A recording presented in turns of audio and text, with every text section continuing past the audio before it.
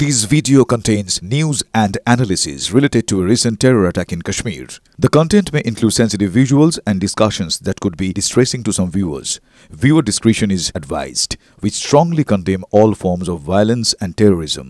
The purpose of the content is solely to inform and create awareness based on verified reports.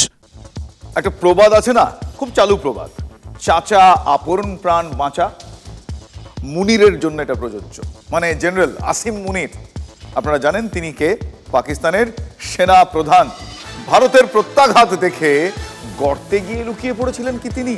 দেখুন, আমরা বলছি না, সূত্র তাই বলছে যে একেবারে গর্তে গিয়ে লুকিয়ে, মানে এতটাই ভীত সন্ত্রস্ত, মানে ভয় পেয়ে গিয়েছিল, বাংকারে লুকিয়ে পড়েছিলেন পাক সেনা প্রধান। পরে তার দেহরক্ষীরা নিরাপদ জায়গায় তাকে সরিয়ে নিয়ে যায়। হায় Pakistan! UEM Jaipur is a perfect target for prospective students aspiring for good jobs, good education with future-ready skills. देश के दुश्मनों ने भारत की आत्मा पर हमला करने का दुस्साहस किया है।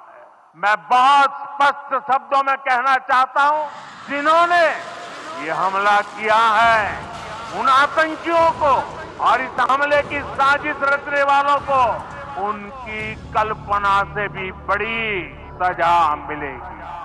मिट्टी में मिलाने का समय आ गया है। কবে, কোথায়, কখন, কিভাবে প্রত্যাঘাত হবে? ভারতীয় সেনাকে সম্পূর্ণ ফ্রি হ্যান্ড দিয়ে দেন প্রধানমন্ত্রী নরেন্দ্র মোদী।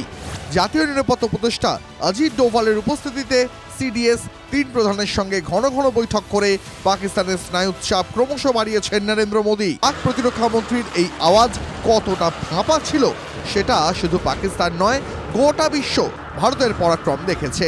অপারেশন সিঁদুর, পাকিস্তানের মাটিতেই মিশিয়ে দেওয়া হয় ৯টি জঙ্গি ঘাঁটি, ১০০রও বেশি জঙ্গি নিকেশ। পাকিস্তান বা বলা ভালো জেনারেল আসিম মুনিরের ক্যালকুলেশন এখানেই ভুল হয়ে যায়। জঙ্গি হামলা হলে ভারত যে প্রত্যাঘাত করবে পাক সেনা প্রধান ভালো মতোই জানতেন। পাকিস্তানের প্রতিরক্ষা মন্ত্রীর মুখেও এই আশঙ্কার কথা শোনা গিয়েছিল।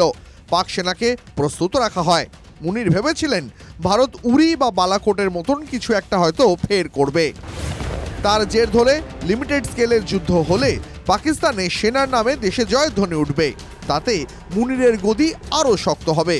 উল্টে ভারতের আগ্রাসী ভাবমূর্তি বহির্বিশ্বে তুলে কোণঠাসা করা যাবে। কিন্তু পাক সেনা ভাবতেই পারেনি তাদের জন্য কি অপেক্ষা করছে। জেনারেল মুনির পরাক্রম দেখাবেন কি? ভারতের প্রত্যাঘাতের ধরনে তাদের মাজাটাই ভেঙে যায়। 7 मई को हमने केवल आतंकवादी ठिकानों पर ही हमला किया था, पर अफसोस इस बात का है कि पाकिस्तानी सेना ने आतंकवादियों का साथ देना उचित समझा और इस लड़ाई को अपनी लड़ाई बना ली। ভারতের এই পরাক্রম দেখেই গর্তে ঢুকে পড়েন সেনাপ্রধান জেনারেল মুনির। আপনি বাঁচলে বাবার নাম। হঠাৎ মিসিং ইন অ্যাকশন হয়ে রাওয়ালপিন্ডির বাংকারে গিয়ে লুকিয়ে পড়েন। কি বীর! সামনের সারিতে না থেকে পিছনে থেকে গর্তে লুকিয়ে পাক সেনাকে নেতৃত্ব দেবেন। রাওয়ালপিন্ডি, সারগোদা আর নূর খান, এটা হচ্ছে পাকিস্তানের নিউক্লিয়ার নার্ভ। দুটো জিগির দেখায় পাকিস্তান ভারতের সঙ্গে। ছোট্ট দেশ, দুটো জিগির দেখায়, একটা নিউক্লিয়ারের জিগির দেখায় আর একটা জঙ্গিদের পাঠিয়ে ভয় দেখায়।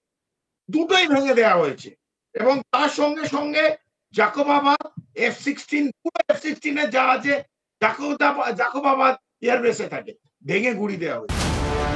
জেনারেল মুনির নিজেকে ভেবেছিলেন শের, শেষে বেরালো নয়, হয়ে গেলেন নেংটি ইঁদুর।